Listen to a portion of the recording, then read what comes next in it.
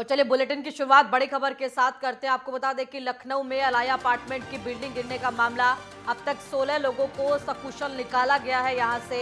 हादसे में महिलाओं की भी मौत है, 2 महिलाओं की आपको बता दें कि मृत्यु हुई है। इसी के साथ 5 मंजिला अपार्टमेंट अलाया का रात से रेस्क्यू चल रहा है।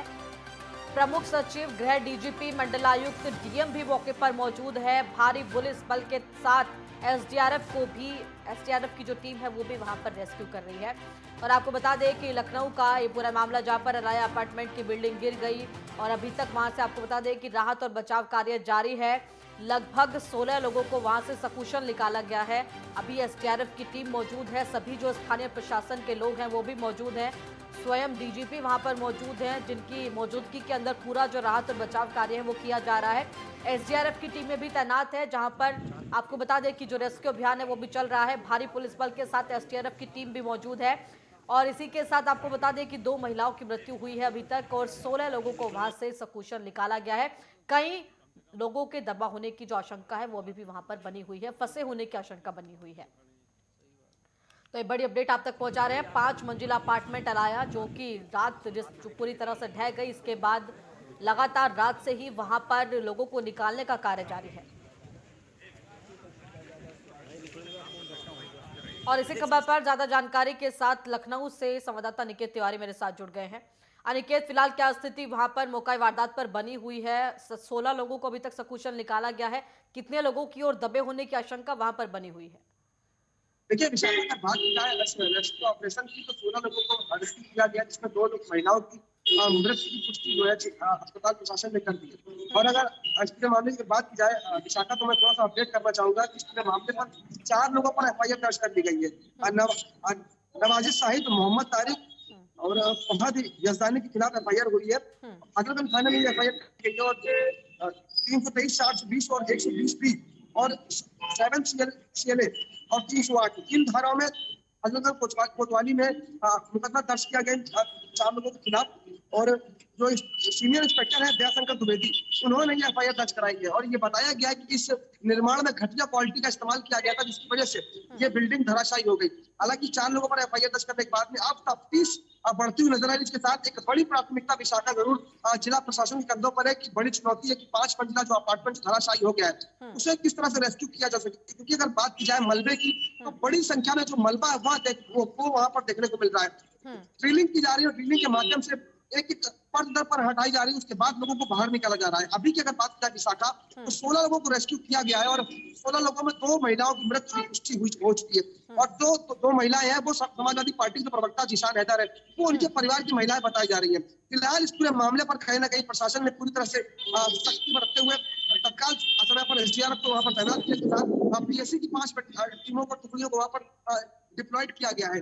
अब फिलहाल कल रात से जो रेस्क्यू ऑपरेशन है वो विशाखा देखने को मिल रहा है। और बात की जाए अगर प्रदेश के मुख्यमंत्री योगी आदित्यनाथ की, उन्होंने साफ तौर पर दिशा निर्देश दिए हैं कि एक 3 सदस्यीय जो कमेटी है उसका गठन करने के बाद जो भी दोषी लोग हैं इस पूरे मामले में, उनके नाम सामने आए ताकि उन पर कार्रवाई की जा सके। और अभी फिलहाल की अगर बात की जाए तो 4 लोगों पर एफआईआर दर्ज हो भी चुकी है कोतवाली में। बिल्कुल, और ये बड़ा सवाल भी है कि किस तरह से 5 मंजिला इमारत का निर्माण किया गया, खराब क्वालिटी का निर्माण सामग्री वहां पर प्रयोग हुई और देखिए कितने लोगों की जान का सबब इस पूरे बिल्डिंग के गिरने से बन रहा है। और जाहिर तौर पर देखिए अभी 4 लोगों के खिलाफ आपने बताया है कि एफआईआर दर्ज की गई है। इसके अलावा प्रशासन की तरफ से क्या कहा गया है? बिल्डर के ऊपर भी कार्रवाई होगी और इसके साथ साथ जो जो लोग निर्माण कार्य में संतुलित थे उन सभी पर कार्रवाई की जाएगी। बिल्कुल, देखिए विशाखा, जैसा कि हमने बताया, शाहिद मंजूर और यजदान, ये 2 नाम प्रमुखता से सामने आ रहे हैं जिनकी पार्टनरशिप में अपार्टमेंट का निर्माण किया गया था। हालांकि अगर इस बात की अपार्टमेंट की विशाखा, तो 2009 में इसकी नींव पड़ी थी, उसके बाद से इसका निर्माण कार्य लगातार जारी था। बड़ा सवाल विशाखा ये भी है कि आखिर लखनऊ विकास प्राधिकरण के मातहत जो जिम्मेदार अधिकारी है, जिनके ऊपर ये जिम्मेदारी है कि मानकों को देखना है कि जो भी बिल्डिंग का निर्माण किया जा रहा है क्या वो मानकों पर बन रही है, क्या उसका मानचित्र स्वीकृत है या नहीं। तो तमाम इन पहलुओं को कहीं ना कहीं लखनऊ विकास प्राधिकरण के जो नुमाइंदे हैं जो बिल्कुल, और अधिकारियों की संतृप्तता भी कहीं ना कहीं नजर आती है, क्योंकि किस तरह से लगातार एक फ्लोर का निर्माण होने पर लगातार उसके बाद 5 फ्लोर का निर्माण किया गया और अधिकारियों की तरफ से वहां पर निर्माण सामग्री की क्वालिटी को नहीं जांचा गया, या फिर आप कहिए कि किस तरह से 5 मंजिला इमारत बनकर तैयार हो जाती है और उसके बाद वो ढहकर गिर जाती है। तो कहीं ना कहीं अधिकारियों पर भी प्रशासन की जो शक की सुई है वो घूमेगी।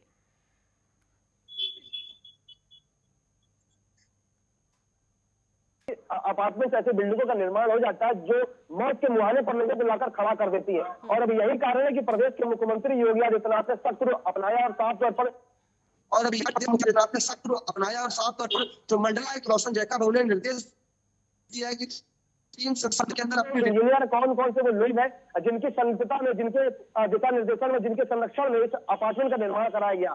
फिलहाल अलाया अपार्टमेंट की अगर बात की जाए तो वो जमींदोज हो चुका है और अब कहीं ना कहीं ये अटकलें भी लगाई जा रही है कि कई ऐसी जिंदगी है जो जिंदगी और मौत के बीच में झूल रही है। हालांकि 16 लोगों का रेस्क्यू जरूर किया गया, इसमें 2 लोगों की मौत की पुष्टि भी हो चुकी है।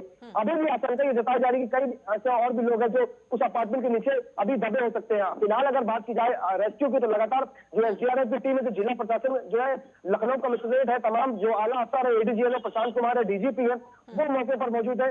रात से ही जो मंडलायुक्त रोशन जैकब है वो लगातार पूरी उनकी अगुवाई कर रही है पूरे रेस्क्यू ऑपरेशन की। लेकिन फिलहाल सवाल फिर वही आकर खड़ा जाता है विशाखा की आखिर कैसे ये बड़े बड़े जो बहुमंजिला इमारतें हैं कैसे ये बनकर खड़ी जाती है।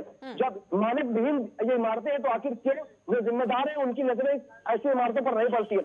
अलाया अपार्टमेंट कोई ऐसा पहला अपार्टमेंट नहीं है, ऐसे बहुत सारी इमारतें राजधानी में और तमाम जगहों पर ऐसी बनकर खड़ी हो जाती है जो ना तो मालिकों को पूरा उसके साथ अगर बात की जाए तो लोगों की भी जो जिंदगी है उसको भी कहीं ना कहीं दांव पर लगाती है। और यही कारण है कि मौत के मुहाने पर खड़ी वो जिंदगियां जो अस्पताल में जिंदगी और मौत से लड़ रही है। एक बड़ा सवाल है ऐसे बिल्डरों पर चंद पैसों के लालच से कहीं ना कहीं लोगों की जिंदगी से खिलवाड़ करते हैं। और सबसे बड़ा सवाल उन पर खड़ा होता है उन अधिकारियों पर जिनके ऊपर जिम्मेदारी है तो माने तो उन्हें देखना, इसके साथ जो निर्माण हो रहा है उसकी क्वालिटी चेक करना। कहीं ना कहीं जो सरकारी जो अधिकारी है जो जिनके ऊपर जिम्मेदारी है उन पर सवाल निशान जरूर खड़ा हो रहा है। और यही कारण है कि प्रदेश के मुख्यमंत्री योगी आदित्यनाथ कहीं ना कहीं पूरी तरह से सख्त रुख अपना चुके हैं और साफ तौर पर दिशा निर्देश दे चुके हैं। एक सप्ताह के अंदर पूरे मामले की रिपोर्ट पेश की जाए और जो भी जिनकी संलिप्तता में इस बिल्डिंग का निर्माण किया गया है सख्त कार्रवाई की जा सकती है। बिल्कुल। और कितने लोग उस समय मौजूद थे जब ये पूरी जो बिल्डिंग है वो ढहाकर गिर गई?